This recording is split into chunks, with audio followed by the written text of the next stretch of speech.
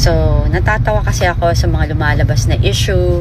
Like, lahat na lang, napansin nyo ba yun? Lahat na lang ng nagwi-witness or gustong magsiwalat ng katiwalian sa ating bansa ay pilit nilang dinidiscredit or ayaw paniwalaan. Pero, pag sinabi ni Martin Romualdez na ganito, hindi totoo, maniniwala agad sila. Bakit? Like ang mainstream media, kung ano-ano nilalabas, ginagawa ng sinungaling, ginagawa ng hindi makatotohanan, ang mga testimonya, 'di ba? Si Panfilo Lacson, obvious na napaka-bias. Nakita niyo yung latest video na pinost ko na sinabi niya na nung sinabi ni Senator J.V. Ejercito na available po, Mr. Chair, available po si Kong Toby if we can call him para maimbitahan dito, something like that, no?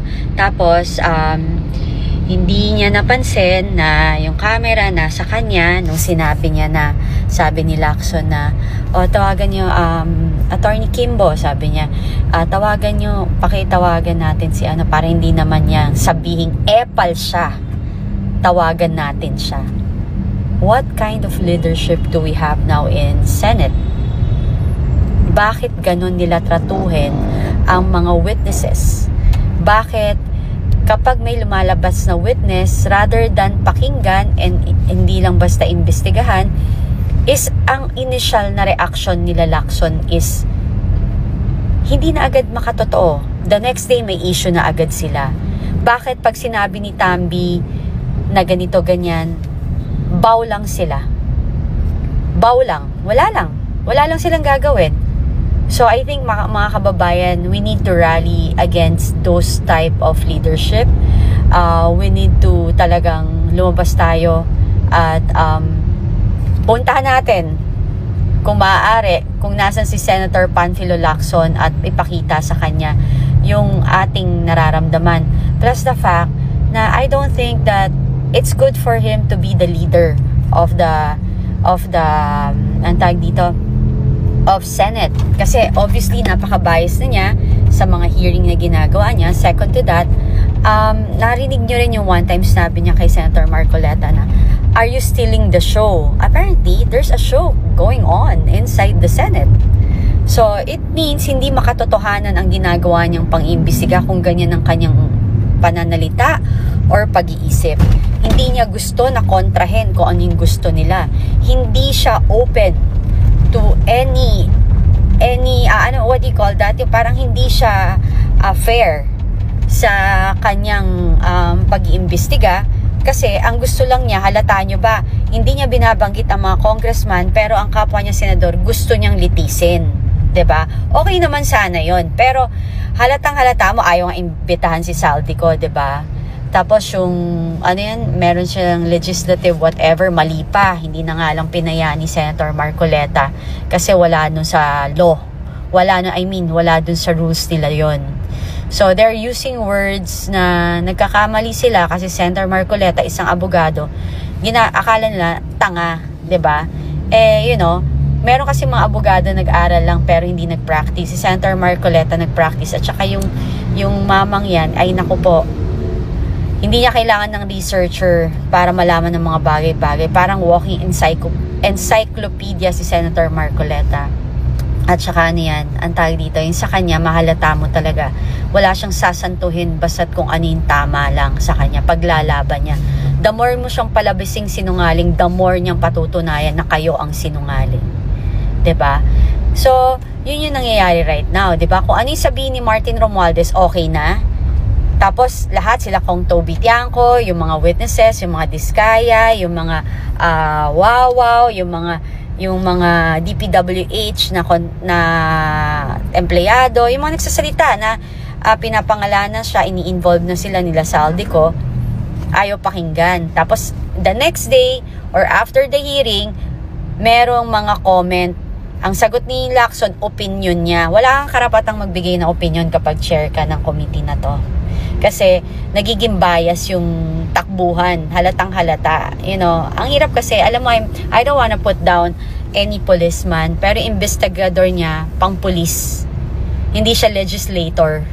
Hindi legislator yung style ng pag-iimbestiga ni Senator Panfil Lacson.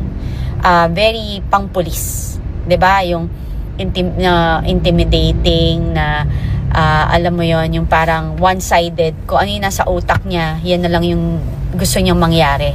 'Di ba? Parang masahol pa siya sa babae. 'Di ba? Marami akong kaibigang bayot. Kaya alam ko na, parang may pagkabayot ang style ni Senator Panfilo Lacson.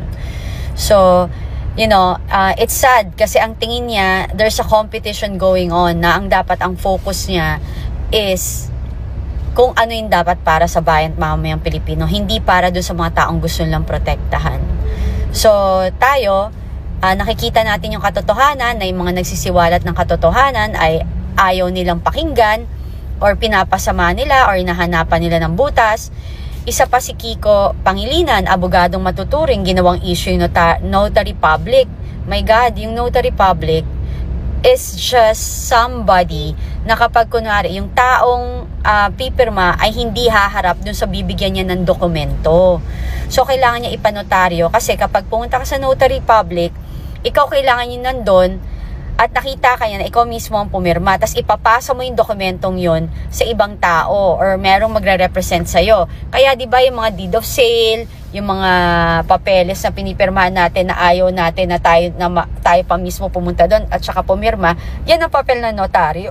Ngayon, ginawa nilang issue yung notary public ni Sergeant Orly Guteza. Samantalang, he went to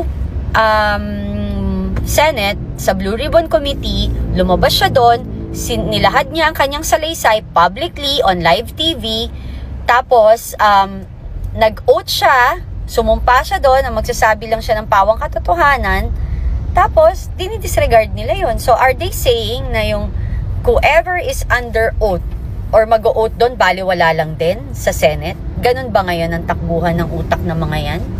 So, hindi naman bobo ang Pilipino, hindi rin tanga. Akala kasi nung iba dyan na yung sobrang supporter ng mga magnanakaw at saka corrupt official, tapos yung NPA align na, at saka yung pang sariling interest na lang yung kanilang intention more than for our country and for our fellow Filipinos, is ginagawa nila ng mga issues, yung mga totoong tao na ang hangarin is maglabas ng katotohanan.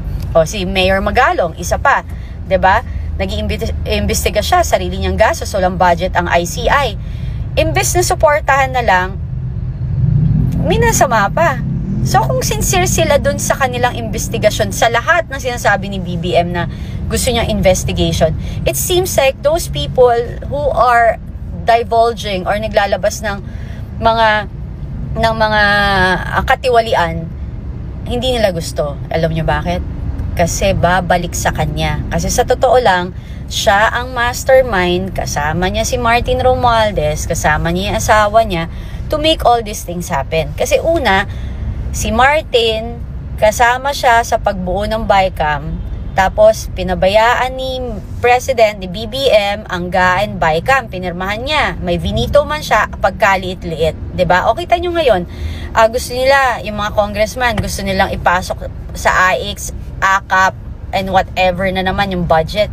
Kalokohan yan. Second, dyan sa Congress, may nagbago ba? Hindi nga pinalitan yung mga chair committee, di ba? So sila rin yan. Niloloko lang tayo ng gobyernong ito. So tama na to. Hindi na to maganda. Kasi binobola lang tayo. Hindi totoo yung mga hearing na yan. Kasi it's all fake. It's controlled by them. Pag di nila gusto yung sasabihin ng mga witnesses, at gusto nila, yung mga kalaban nila ang pangalanan, sisiraan nila. Ganun lang kasimple. So,